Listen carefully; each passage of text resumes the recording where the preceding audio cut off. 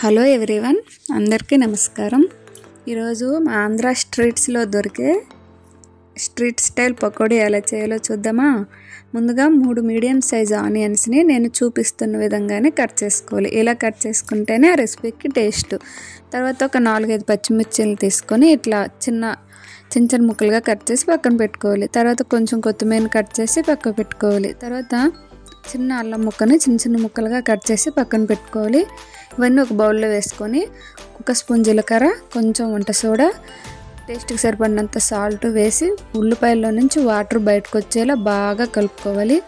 తర్వాత 2 table spoons బియ్యం పిండి, 6 టేబుల్ స్పూన్స్ శనగపిండి వేసి బాగా కలుపుకోవాలి. ఇప్పుడు దీంట్లో సీక్రెట్ ఇంగ్రీడియంట్ నెయ్యి వేసుకోవాలండి. నూనె వేసుకుంటే బాగోదు. ఇప్పుడు నెయ్యి బాగా కొంచెం వాటర్ కలుపుకుంటూ ఇదిగోండి ఈ కన్సిస్టెన్సీలో బాగా కలుపుకోవాలి. తర్వాత వేడి ఆయిల్లో చిన్న బొండాల్లో ఇట్లా వేసుకోవాలి.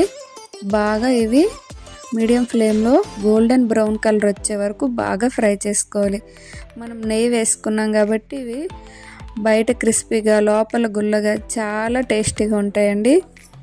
ఇప్పుడు మీడియం ఫ్లేమ్లో ఫ్రై చేసుకుని పక్కకు తీసుకున్న తర్వాత వేడిగా ఉన్నప్పుడే ఆనియన్తో నంచుకొని తింటే సూపర్ ఉంటుంది. మీరు కూడా ట్రై చేసి ఎలా ఉందో కామెంట్ చేయండి. నా వీడియో నచ్చితే లైక్ చేయండి, సబ్స్క్రైబ్ చేసుకోండి.